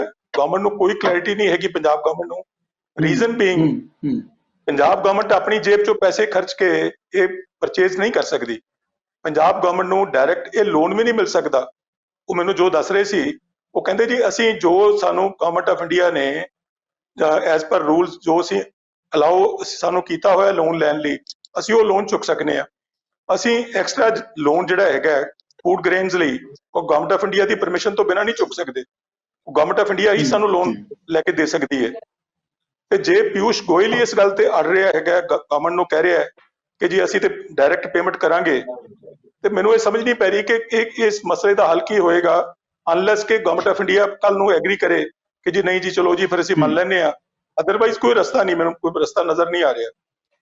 ਜੀ okay, thank you very much Prashi ji. ਇਸੇ ਮੁੱਦੇ ਤੇ ਮੈਂ ਤਿੰਨੇ ਖੇਤੀ ਕਾਨੂੰਨਾਂ ਦੀ ਗੱਲ ਕਰਦੇ ਆ। ਜਿਹੜੀ 3 ਮੈਂਬਰੀ ਕਮੇਟੀ ਉਹਨੇ ਰਿਪੋਰਟ ਵੀ ਦਿੱਤੀ ਹੈ, ਕਿਸਾਨ ਜਥੇਬੰਦੀਆਂ ਪੇਸ਼ ਨਹੀਂ ਹੋ ਰਹੀਆਂ। ਉਹਨਾਂ ਦਾ ਕਹਿਣਾ ਕਿ ਇਹਦੀ ਸਾਰਥਕਤਾ ਕੋਈ ਨਹੀਂ ਇਸ ਕਮੇਟੀ ਦੇ ਅੱਗੇ ਪੇਸ਼ ਹੋਣ ਦੀ, ਕਿਉਂਕਿ ਜਦੋਂ ਸਬਜੈਕਟ ਹੀ ਇਹ ਸੂਬਿਆਂ ਨਾਲ ਸੰਬੰਧਿਤ ਹੈ ਖੇਤੀ ਦਾ, ਤਾਂ ਕੀ ਅਧਿਕਾਰ ਹੈ ਕੇਂਦਰ ਨੂੰ ਇਹਦੇ ਬਾਰੇ ਕਾਨੂੰਨ ਬਣਾਉਣ ਦੀ? ਇਸ ਮੁੱਦੇ ਤੇ ਕੀ ਰਾਏ ਰੱਖਦੇ ਹੋ ਪ੍ਰਾਸ਼ੀ ਜੀ? ਜਗਤਾਰ ਜੀ, ਇਹ ਗੱਲ ਪਹਿਲੇ ਦਿਨ ਤੋਂ ਹੈ ਕਿ ਆ ਜਿਹੜੀ ਕਮੇਟੀ ਸਰਕਾਰ ਵੱਲੋਂ ਬਣਾਈ ਗਈ ਹੈ ਜਾਂ ਸੁਪਰੀਮ ਕੋਰਟ ਵੱਲੋਂ, ਇਹ ਦਿਸ ਇਜ਼ ਐਨ ਐਕਸਰਸਾਈਜ਼ ਇਨ ਇਹਦਾ ਨਹੀਂ ਨਾ ਹੀ ਇਹਦਾ ਕੋਈ ਰਿਜ਼ਲਟ ਨਿਕਲਣਾ, ਕਿਉਂਕਿ ਕਿਸਾਨ ਜਥੇਬੰਦੀਆਂ ਨੇ ਪਹਿਲੇ ਦਿਨ ਅਨਾਉਂਸ ਕਰਤਾ ਕਿ ਅਸੀਂ ਇਸ ਕਮੇਟੀ ਦਾ ਬਾਈਕਾਟ ਕਰਾਂਗੇ। ਉਹ ਜਦ ਬਾਈਕਾਟ ਹੀ ਕਰ ਦਿੱਤਾ, ਉੱਥੇ ਜਾਣਾ ਨਹੀਂ, ਪੇਸ਼ ਨਹੀਂ ਹੋਣਾ, ਤਾਂ ਫਿਰ ਉਹਦੀ ਕੋਈ ਰਿਪੋਰਟ ਆ ਗਏ, ਉਹ ਤਾਂ ਕਿਸਾਨ ਜਥੇਬੰਦੀਆਂ ਬੜਾ ਕਲੀਅਰਲੀ ਕਹਿ ਸਕਦੇ ਜੀ ਸਾਡਾ ਇਹਨਾਂ ਕੋਈ ਤਲਕ ਨਹੀਂ ਹੈ। ਜੀ ਉਹਦੀ ਕ੍ਰੈਡੀਬਿਲਿਟੀ ਕੀ ਹੈ? ਹਾਂ, ਇਹੋ ਜਿਹੇ ਜਿਹੜੀ ਆਪਾਂ ਐਕਸਰਸਾਈਜ਼ ਇੰਨੀ ਵੱਡੀ ਕੀਤੀ ਹੈ, ਉਹਦੀ ਕੋਈ ਲੋੜ ਨਹੀਂ ਸੀ, ਬਿਲਕੁਲ ਬੇਲੋੜੀ ਹੈ। ਦੂਜੀ ਗੱਲ ਜਿਹੜੀ ਹੈ ਕਿ ਜਿਹੜੀ ਪੰਜਾਬ ਦੀ ਮੰਡੀਆਂ ਦੇ ਵਿੱਚ ਬੜਾ ਭਾਰੀ ਸੰਕਟ ਖੜਾ ਹੋਣ ਜਾ ਰਿਹਾ ਹੈ ਕਿ ਖਰੀਦ ਜਿਹੜੀ ਨਵੀਂ ਫਸਲ ਹੈ ਉਹ ਹੁਣ ਬਿਲਕੁਲ ਤਿਆਰ ਹੈ, ਪੈਸਾ ਹੈ ਨਹੀਂ, ਉਹ ਖਰੀਦਦਾਰੀ ਕਿਵੇਂ ਸ਼ੁਰੂ ਹੋਏਗੀ? ਇਹ ਬੜੇ ਭਾਰੀ ਜਿਹੜੀ ਹੈ ਨਾ, ਇਹਦੇ ਨਾਲ ਬੜਾ ਇਹ ਜਿਹੜਾ ਮੇਰੇ ਕੋਈ ਇੱਕ ਦੋਸਤ ਨੇ ਕਿਹਾ ਕਿ ਜੀ ਆਪਾਂ ਪਹਿਲੇ ਖਰੀਦ ਕਰ ਲੈਂਦੇ ਹਾਂ, ਪੈਸੇ ਬਾਅਦ 'ਚ ਆਉਂਦੇ ਰਹਿੰਦੇ ਆ। ਉਹ ਸਵਾਲ ਤਾਂ ਇਹ ਹੈ ਕਿ 24 ਘੰਟੇ ਨਹੀਂ, 48 ਘੰਟੇ ਨਹੀਂ, 36 ਘੰਟੇ ਬਾਅਦ ਪੈਸੇ ਤਾਂ ਪੇ ਕਰਨੇ ਪੈਣਗੇ ਨਾ। ਜੋ ਗਵਰਨਮੈਂਟ ਆਫ ਇੰਡੀਆ ਹਟ ਗਈ ਹੈ ਔਰ ਪਿਊਸ਼ ਗੋਇਲ ਇਹ ਕਹਿ ਰਿਹਾ ਕਿ ਜੀ ਆਪਾਂ ਪਹਿਲੇ ਤੁਸੀਂ ਇਹ ਇਨਸ਼ੋਰ ਕਰੋ ਕਿ ਉਹਨਾਂ ਦੇ ਅਕਾਊਂਟ ਦਿਓ ਸਾਨੂੰ, ਅਸੀਂ ਉੱਥੇ ਸਿੱਧਾ ਕਰਾਂਗੇ, ਤਾਂ ਆਪਾਂ ਫਿਰ ਉਹ ਖਰੀਦਦਾਰ ਕਰਕੇ ਉਹ ਰੱਖਾਂਗੇ ਕਿੱਥੇ ਔਰ ਉਹ ਕਿਵੇਂ ਉਹਦੀ ਪੇਮੈਂਟ ਹੋਏਗੀ? ਤੀਜੀ ਗੱਲ ਇਹ ਹੈ ਕਿ ਇਹ ਡਾਇਰੈਕਟ ਬੈਨੀਫਿਟ ਟ੍ਰਾਂਸਫਰ ਜਾਂ DBT ਜਿਹਨੂੰ ਕਹਿੰਦੇ ਆ, ਉਹਦੇ ਲਈ ਇੱਕ ਹੋਰ ਬੜੀ ਭਾਰੀ ਰਿਕੁਆਇਰਮੈਂਟ ਹੈ ਜਿਹੜੀ ਕਿ ਪਿਊਸ਼ ਗੋਇਲ ਨੇ ਅੰਡਰਲਾਈਨ ਕੀਤੀ ਹੈ ਕਿ ਜੀ ਅਕਾਊਂਟਸ ਦੇ ਨਾਲ ਸਾਨੀ ਐਵੇਂ ਕਿ ਜਿਹੜਾ ਕਿਸਾਨ ਆਪਣੀ ਫਸਲ ਲੈ ਕੇ ਮੰਡੀਆਂ 'ਚ ਆ ਰਹੇ ਹੈ, ਉਹਦੀ ਜ਼ਮੀਨ ਹੈ, ਖੇਤ ਕਿੱਥੇ ਹੈ, ਰੈਵਨਿਊ ਰਿਕਾਰਡ। ਉਹ ਕਹਿੰਦਾ ਹੈ ਕਿ ਇੱਕ ਦੇ ਨਾਲ ਦੂਜੀ ਗੱਲ ਜੁੜੀ ਹੈ, ਦੂਜੀ ਦੇ ਨਾਲ ਤੀਜੀ ਗੱਲ ਜੁੜੀ ਹੈ। ਔਰ ਐਸੀ ਕਰਕੇ ਜਿਹੜੇ ਪੰਜਾਬ ਦਾ ਮੰਤਰੀ ਹੈਗਾ ਆਸ਼ੂ ਜੀ ਨੇ ਅੱਜ ਬਿਆਨ ਦਿੱਤਾ ਹੈ ਕਿ ਅਸੀਂ ਰੈਵਨਿਊ ਰਿਕਾਰਡ ਰਾਤੋਂ ਰਾਤ ਕਿੱਥੋਂ ਕੱਢ ਕੇ ਲਿਆਈਏ, ਤੋ ਇਸ ਕਰਕੇ ਇਹਨੂੰ ਫਿਲਹਾਲ ਦੀ ਘੜੀ ਪੋਸਟਪੋਨ ਕੀਤਾ ਜਾਏ, ਕਿਉਂਕਿ ਮੈਂ ਸਮਝਦਾ ਹੈ ਕਿ ਇਸ ਤਰ੍ਹਾਂ ਦੀ ਜਿਹੜੀ ਕਨਫਰੰਟੇਸ਼ਨ ਦੇ ਵਿੱਚ ਕਿਤੇ ਪੰਜਾਬ ਦਾ ਕਿਸਾਨ ਨਾ ਰਗੜਿਆ ਜਾਏ। ਉਹਨਾਂ ਦੀ ਜਿਹੜੀ ਫਸਲ ਹੈ ਉਹ ਰੁਲਣੀ ਨਹੀਂ ਚਾਹੀਦੀ, ਕੋਈ ਨਾ ਕੋਈ ਇਹਦਾ ਹੱਲ ਜਲਦੀ ਜਲਦੀ ਕੱਢ ਕੇ ਕਰਨਾ ਚਾਹੀਦਾ ਹੈ। ਅਤੇ ਬੜੀ ਵਿਸਫੋਟਕ ਸਥਿਤੀ ਜਿਹੜੀ ਹੈ ਉਹ ਪੰਜਾਬ ਦੀ ਬਣੀ ਹੋਈ ਹੈ। Thank you very much. Inderveer ਜੀ, ਆਪਾਂ ਮੀਡੀਆ ਦੀ ਡਿਬੇਟ ਹੈ, ਪੰਜਾਬ ਦਾ ਇੱਕ ਹੋਰ ਵੱਡਾ ਅਹਿਮ ਤੇ ਭਖਵਾਂ ਮੁੱਦਾ ਵੀ ਹੈ। ਮੈਂ ਚਾਹੁੰਦਾ ਕਿ ਇਸ ਪੈਨਲ ਤੋਂ ਮੈਂ ਉਹਦੇ ਬਾਰੇ ਵੀ ਜਿਹੜਾ ਸਵਾਲ ਜਵਾਬ ਆਪਾਂ ਕਰੀਏ। ਉਹ ਹੈ ਕਿ ਸ਼੍ਰੋਮਣੀ ਗੁਰਦੁਆਰਾ ਪ੍ਰਬੰਧਕ ਕਮੇਟੀ ਦਾ ਇੱਕ ਦਿਨ ਪਹਿਲਾਂ ਜਨਰਲ ਹਾਊਸ ਹੋਇਆ। ਪਹਿਲਾਂ ਵੀ ਮਾਮਲੇ ਉੱਠਦੇ ਰਹੇ ਆ, ਪਰ ਕਿਉਂਕਿ ਜਨਰਲ ਹਾਊਸ ਨੇ, ਆਪਾਂ ਮਿੰਨੀ ਪਾਰਲੀਮੈਂਟ ਕਹਿੰਦੇ ਆ, ਉਹਨਾਂ ਨੇ ਮਤਾ ਪਾਸ ਕਰਕੇ ਗੱਲ ਕਹੀ ਹੈ ਕਿ ਦੇਸ਼ ਦੀਆਂ ਘੱਟ ਗਿਣਤੀਆਂ ਅਸੁਰੱਖਿਅਤ ਹੈ ਔਰ RSS ਜਿਹੜੀ ਹੈਗੀ ਹੈ ਇਸ ਦੇਸ਼ ਨੂੰ ਹਿੰਦੂ ਰਾਸ਼ਟਰ ਬਣਾਉਣ ਜਾ ਰਹੀ ਹੈ। ਜਿਹੜੀ ਇਹ ਪ੍ਰਸਥਿਤੀ ਪੈਦਾ ਹੋ ਰਹੀ ਹੈ ਘੱਟ ਗਿਣਤੀਆਂ ਦੇ ਅੰਦਰ, ਬੀਇੰਗ ਏ ਜਰਨਲਿਸਟ, ਇੰਦਰਪ੍ਰੀਤ ਤੁਹਾਡੀ ਕੀ ਰਾਏ ਹੈ? ਨਹੀਂ ਦੇਖੋ, ਮਤਲਬ ਜਿਹੜੇ ਇਸ਼ੂ ਅਲਪਸੰਖਿਅਕ ਦਾ ਅਗਰ SGPC ਨੇ ਉਠਾਇਆ ਤਾਂ ਉਹਨਾਂ ਨੇ ਉਦੋਂ ਉਠਾਇਆ ਜਦੋਂ ਉਹ ਅਕਾਲੀ ਭਾਜਪਾ ਗਠਬੰਧਨ ਟੁੱਟ ਗਿਆ। ਉਸ ਤੋਂ ਬਾਅਦ ਮਤਲਬ ਇਹ ਪਾਰਟੀ ਤਾਂ ਲਗਾਤਾਰ ਉਸੇ ਭਾਜਪਾ ਸਰਕਾਰ ਦਾ ਅੰਗ ਰਹੀ ਹੈ।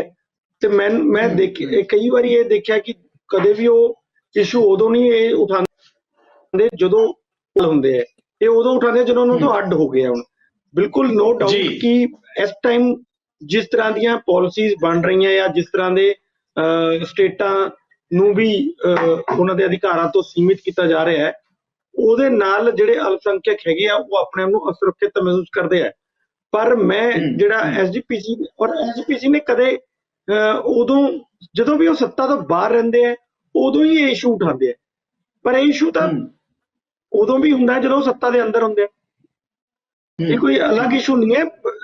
ਲੇਕਿਨ ਹਾਂ, ਇਹ ਕਿਉਂਕਿ ਹੁਣ ਜਿਹੜਾ ਹੈਗਾ ਜਿਸ ਤਰ੍ਹਾਂ ਦੀਆਂ ਨੀਤੀਆਂ ਬਣਦੀਆਂ ਜਾ ਰਹੀਆਂ ਡੇ ਬਾਈ ਡੇ, ਉਸ ਤੋਂ ਅਲਪਸੰਖਿਅਕ ਅਸੁਰੱਖਿਅਤ ਜ਼ਰੂਰ ਹੈਗੇ ਆ।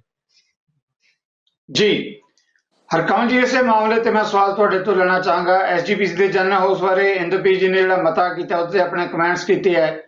ਨਾਲ ਹੀ ਮੈਂ ਇੱਕ ਲਾਈਨ ਹੋਰ ਐਡ ਕਰਨੀ ਚਾਹੁੰਦਾ ਹੈ, ਇਹ ਵੀ ਹੈ ਕਿ ਉੱਥੇ ਚਾਹੇ ਵਿਰੋਧੀ ਧਿਰ ਵੱਲੋਂ ਮਤਾ ਲਿਆਂਦਾ ਗਿਆ ਸੀਗਾ, ਉਹ ਸੀ ਗੁਰੂ ਗ੍ਰੰਥ ਸਾਹਿਬ ਦੀ ਬੇਅਦਬੀ ਦਾ ਮੁੱਦਾ, ਪਰ ਕਿਉਂਕਿ ਹਾਕਮ ਧਿਰ ਦੀ ਵੀ ਸਹਿਮਤੀ ਸੀ ਉਹ ਮਤਾ ਵੀ ਪਾਸ ਹੋਇਆ ਹੈ। ਇੰਦਰਪ੍ਰੀਤ ਉਹਨਾਂ ਦਾ ਕਹਿਣਾ ਹੈ ਕਿ ਹੁਣ ਇਹ ਕਿਉਂ ਚੇਤਾ ਆ ਰਿਹਾ ਹੈ? ਪਿਛਲੇ ਲੰਮੇ ਸਮੇਂ 'ਚ ਵੀ ਇਹ ਮੰਦਭਾਗੀਆਂ ਘਟਨਾਵਾਂ ਵਾਪਰਦੀਆਂ ਰਹੀਆਂ, ਉਦੋਂ ਘੱਟ ਗਿਣਤੀਆਂ ਦੀ ਸੁਰੱਖਿਆ ਬਾਰੇ ਤੇ ਉਦੋਂ ਗੁਰੂ ਗ੍ਰੰਥ ਸਾਹਿਬ ਦੀ ਬੇਅਦਬੀ ਦੇ ਮੁੱਦੇ ਤੇ ਅਕਾਲੀ ਦਲ ਤੇ ਉਹਨਾਂ ਦੀ ਹਮਾਇਤੀ ਤਰ੍ਹਾਂ ਕਿਉਂ ਚੁੱਪ ਰਹੀਆਂ? ਦੇਖੋ, ਗੱਲ ਇਹ ਵੇ ਜਗਤਾਰ ਜੀ, ਅਸਲੀਅਤ ਇਹ ਹੈਗੀ ਹੈ ਕਿ ਅਕਾਲੀ ਦਲ ਜਿਹੜਾ ਹੈ ਉਹ ਸਿੱਖਾਂ ਚੋਂ ਆਪਣਾ ਆਧਾਰ ਗਵਾ ਚੁੱਕਾ ਹੈ। ਉਹਨਾਂ ਨੂੰ ਇਹ ਸਮਝ ਪੈ ਰਹੀ ਹੈ ਕਿ ਸਿੱਖਾਂ 'ਚ ਜੋ ਸਾਡੀ ਪਹਿਲਾਂ ਅਸਰ ਰਸੂਖ ਫਾਲੋਇੰਗ ਸੀ ਉਹ ਖਤਮ ਹੋ ਗਈ ਹੈ, ਔਰ ਉਹ ਚੋਣਾਂ ਤੋਂ ਪਹਿਲਾਂ ਇਹੋ ਜਿਹੇ ਡਰਾਮੇ ਕਰਕੇ ਸਿੱਖਾਂ ਦੁਬਾਰਾ ਆਪਣੇ ਨਾਲ ਲੈਣ ਦੀ ਕੋਸ਼ਿਸ਼ ਕਰ ਰਹੇ ਨੇ। ਇਸੇ ਲਈ ਉਹਨਾਂ ਨੇ ਇਹੋ ਜਿਹੇ ਮਤੇ ਕੀਤੇ, RSS ਦੇ ਖਿਲਾਫ ਮਤਾ ਕੀਤਾ ਜਾਂ ਬਰਗਾੜੀ ਦੇ ਇਸ਼ੂ ਤੇ ਮਤਾ ਕੀਤਾ। ਇਹਨਾਂ ਦੀ ਆਪਣੀ ਸਰਕਾਰ ਸੀ, ਤੁਸੀਂ ਦੇਖੋ ਬਰਗਾੜੀ ਇਹਨਾਂ ਦੇ ਆਪਣੇ ਰਾਜ ਭਾਗ 'ਚ ਹੋਇਆ, ਇਹਨਾਂ ਦੇ ਹੁਕਮ ਦੇ ਨਾਲ ਹੋਇਆ ਜੋ ਵੀ ਹੋਇਆ। ਇਹਨਾਂ ਨੇ ਉਦੋਂ ਕੋਈ ਕਾਰਵਾਈ ਨਹੀਂ ਕੀਤੀ ਔਰ ਟਾਈਮ ਟਪਾਉਣ ਦੀ ਕੋਸ਼ਿਸ਼ ਕੀਤੀ। ਜਿਹੜਾ ਸੁਮੇਧ ਸੈਣੀ ਸੀ ਉਹਨੂੰ 4 ਸਾਲ ਤੱਕ DGP ਕਿਹਨੇ ਲਾ ਕੇ ਰੱਖਿਆ? ਪ੍ਰਕਾਸ਼ ਸਿੰਘ ਬਾਦਲ ਨੇ ਲਾਇਆ ਸੀ ਨਾ। ਹੋਮ ਮਿਨਿਸਟਰ ਸੁਖਬੀਰ ਸਿੰਘ ਬਾਦਲ ਸੀ, ਜਿਹਨੂੰ ਉਦੋਂ ਉਸ ਟਾਈਮ ਤੇ ਵੀ ਸਿੱਖ ਨਫ਼ਰਤ ਕਰਦੇ ਸੀ, ਇਹਨਾਂ ਨੇ ਉਹਨੂੰ DGP ਆਪਣਾ ਲਾ ਕੇ ਰੱਖਿਆ। ਮੈਨੂੰ ਜੋ ਨਜ਼ਰ ਆ ਰਿਹਾ ਹੈ ਕਿ ਇਹ ਸਾਰੀ ਡਰਾਮੇਬਾਜ਼ੀ ਜਿਹੜੀ ਅਕਾਲੀ ਦਲ ਦੀ ਹੈਗੀ ਹੈ, ਜਿਹੜੇ ਕਿ ਸ਼੍ਰੋਮਣੀ ਕਮੇਟੀ ਤੇ ਵੀ ਕਾਬਜ਼ ਨੇ, ਉਹਦਾ ਇੱਕੋ ਇੱਕ ਮੰਤਵ ਸਿੱਖਾਂ ਨੂੰ ਇਹ ਪ੍ਰਭਾਵ ਦੇਣਾ ਹੈ ਕਿ ਨਹੀਂ ਜੀ ਸਾਡੀ ਸੋਚ ਕੋਈ ਤਬਦੀਲੀ ਆ ਰਹੀ ਹੈ। ਤੁਸੀਂ ਦੇਖੋ ਪ੍ਰਕਾਸ਼ ਸਿੰਘ ਬਾਦਲ ਦੀਆਂ ਫੋਟੋਆਂ ਹੈਗੀਆਂ, RSS ਤੇ ਹਮੇਸ਼ਾ ਹੀ ਹਿੰਦੂ ਰਾਸ਼ਟਰ ਦੀ ਗੱਲ ਕਰਦੀ ਸੀ, ਕਿ ਉਹਨਾਂ ਨੇ ਅੱਜ ਨਹੀਂ ਕੀਤੀ, ਉਹਨਾਂ ਦਾ ਸ਼ੁਰੂ ਤੋਂ ਹਿੰਦੂ ਰਾਸ਼ਟਰ ਨਿਸ਼ਾਨਾ ਸੀ। ਪ੍ਰਕਾਸ਼ ਸਿੰਘ ਬਾਦਲ ਦੀਆਂ ਫੋਟੋਆਂ ਲੋਕਾਂ ਦੇ ਕੋਲ ਵੀਡੀਓ ਨੇ, ਉਹ ਪੈਰੀਆਂ ਉਹਨਾਂ ਦੇ ਹੱਥ ਲਾ ਰਿਹਾ ਜਾ ਕੇ, ਉਹਨਾਂ ਦੇ ਜਿਹੜਾ ਚੀਫ ਹੈਗਾ RSS ਚੀਫ ਦੇ ਮੱਥੇ ਟੇਕ ਰਹੇ ਨੇ ਉਹਨਾਂ ਨੂੰ ਜਾ ਕੇ।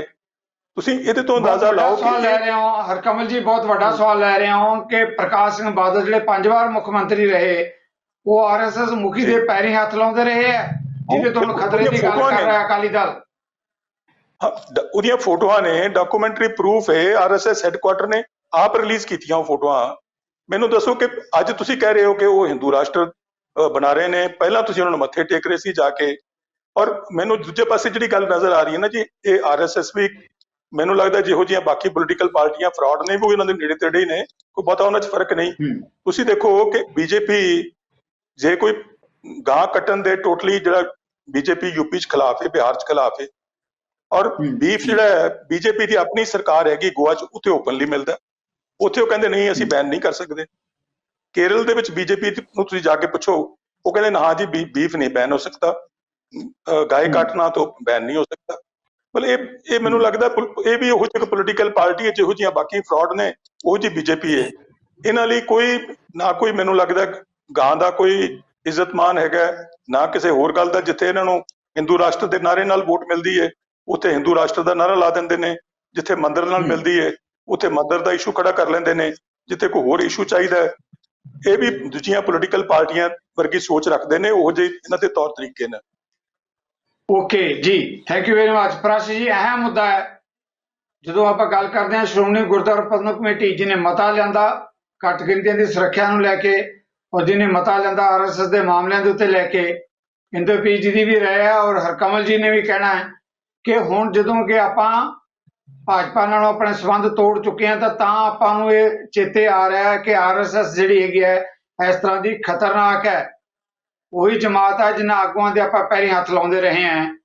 ਪ੍ਰਾਸ਼ੀ ਜੀ, ਤੁਸੀਂ ਪੰਜਾਬ 'ਚ ਲੰਬੇ ਸਮੇਂ ਤੋਂ ਕਵਰ ਕਰਦੇ ਆ ਰਹੇ ਹੋ ਇਹਨਾਂ ਮੁੱਦਿਆਂ ਦੇ ਉੱਤੇ, ਕੀ ਕਹੋਗੇ ਜੋ ਹੁਣ ਇਸ ਵੇਲੇ ਐਸਜੀਪੀਸੀ ਜਾਂ ਅਕਾਲੀ ਦਲ ਇਸ ਮੁੱਦੇ ਦੇ ਉੱਤੇ ਸਟੈਂਡ ਲੈ ਰਿਹਾ? ਕਿੰਨਾ ਕਿ ਇਹਦੇ 'ਚ ਲੱਗਦਾ ਹੈ ਕਿ ਕੋਈ ਸੋਲਿਡ ਜਾਂ ਜ਼ਮੀਨੀ ਧਰਾਤਲ ਕਿੱਥੇ ਹੈ? ਜਗਤਾਰ ਜੀ, ਇਸ 'ਚ ਤਾਂ ਕੋਈ ਸ਼ੱਕ ਨਹੀਂ ਹੈ ਕਿ ਹਿੰਦੁਸਤਾਨ ਦੇ ਵਿੱਚ ਇਸ ਵੇਲੇ ਜਿਹੜੀਆਂ ਮਿਨੋਰਿਟੀਜ਼ ਹੈ ਉਹ ਆਪਣੇ ਭਵਿੱਖ ਨੂੰ ਲੈ ਕੇ ਚਿੰਤਤ ਜ਼ਰੂਰ ਹੈ, ਕਿਉਂਕਿ ਜਿਸ ਤਰ੍ਹਾਂ ਦੇ ਐਗਰੈਸਿਵ ਢੰਗ ਨਾਲ ਬੀਜੇਪੀ ਮੋਦੀ ਸਰਕਾਰ ਤੇ ਆਰਐਸਐਸ ਲੱਗੀ ਹੋਈ ਹੈ ਕਿ ਜੀ ਇੱਥੇ ਹਿੰਦੂਵਾਦ ਦਾ ਆਪਾਂ ਪ੍ਰਚਾਰ ਕਰੀਏ, ਹਰ ਚੀਜ਼ ਦੇ ਉੱਤੇ ਆਪਣਾ ਉਹ ਏਜੰਡਾ ਥੋਪਦੇ ਹੈ।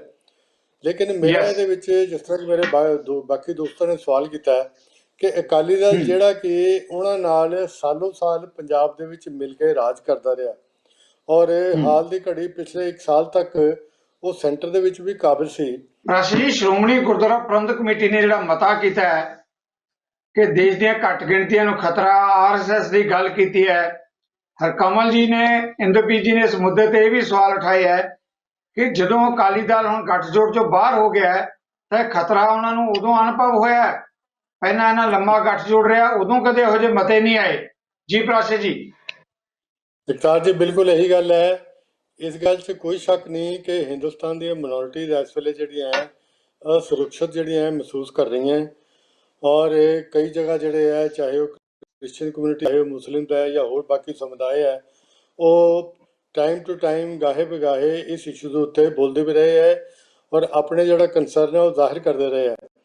ਲੇਕਿਨ ਅਕਾਲੀ ਦਲ ਦਾ ਮੈਂ ਸਮਝਦਾ ਹਾਂ ਕਿ ਜਿਹੜਾ ਇਸ ਵੇਲੇ ਜਿਹੜਾ ਰੈਜ਼ੋਲੂਸ਼ਨ ਪਾਸ ਕੀਤਾ ਗਿਆ ਸ਼੍ਰੋਮਣੀ ਕਮੇਟੀ ਦੇ ਵਿੱਚੋਂ, ਇਹ ਬਿਲਕੁਲ ਪਿਓਰਲੀ ਪੋਲੀਟੀਕਲ ਪੋਸਚਰਿੰਗ ਹੈ, ਕਿਉਂਕਿ ਇਹੀ ਇੱਕ ਪਾਰਟੀ ਹੈ ਜਿਹੜੀ ਕਿ ਬੀਜੇਪੀ ਆਰਐਸਐਸ ਦੇ ਨਾਲ ਸੈਂਟਰ 'ਚ ਤੇ ਪੰਜਾਬ ਦੇ ਵਿੱਚ ਸਾਲੋਂ ਸਾਲ ਜਿਹੜੀ ਹੈ ਸੱਤਾ ਵਿੱਚ ਰਹੀ ਹੈ ਔਰ ਪਿਛਲੇ ਸਾਲ ਤੱਕ ਤਾਂ ਇਹ ਕੇਂਦਰ ਦੇ ਵਿੱਚ ਜਿਹੜੇ ਹੈ ਈਵਨ ਜਿਹੜੇ ਕੰਟਰੋਵਰਸ਼ਲ ਜਿਹੜੇ ਐਗਰੀ ਲਾਜ਼ ਹੈ ਉਹਨਾਂ ਦੀ ਵੀ ਇਹ ਡਿਫੈਂਡ ਕਰਦੇ ਰਹੀ ਔਰ ਕਹਿੰਦੇ ਰਹੇ ਜੀ ਇਹਦੇ ਵਿੱਚ ਕੋਈ ਮਾੜੀ ਗੱਲ ਨਹੀਂ ਹੈ, ਕਿਸਾਨ ਵੀਰੋ ਇਹਨੂੰ ਮੰਨ ਜਾਓ।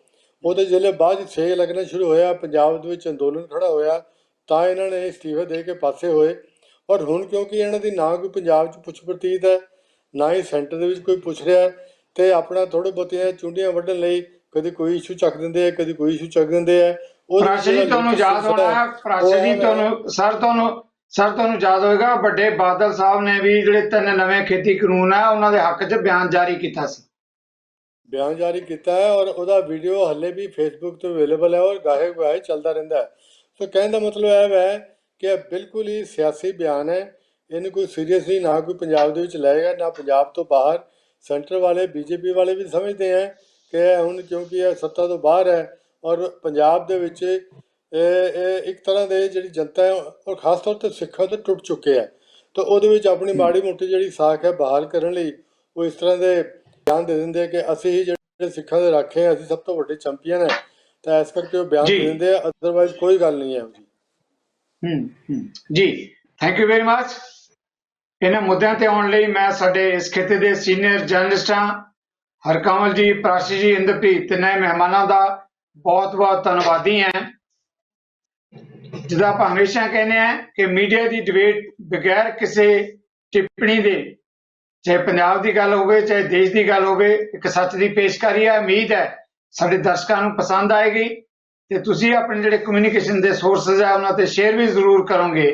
ਇੱਕ ਵਾਰ ਮੈਂ ਮੁੜ ਤੁਹਾਡੇ ਸਾਰਿਆਂ ਵੱਲੋਂ ਆਪਣੇ ਇਸ ਕਿੱਤੇ ਦੇ ਸੀਨੀਅਰ ਕਦਾਵਰ ਜਰਨਲਿਸਟਾਂ ਦਾ ਧੰਨਵਾਦੀ ਹਾਂ ਤੇ ਇਸ ਦੇ ਨਾਲ ਹੀ ਤੁਹਾਡੇ ਕੋਲੋਂ ਵੀ ਲਵਾਂਗਾ ਇਜਾਜ਼ਤ।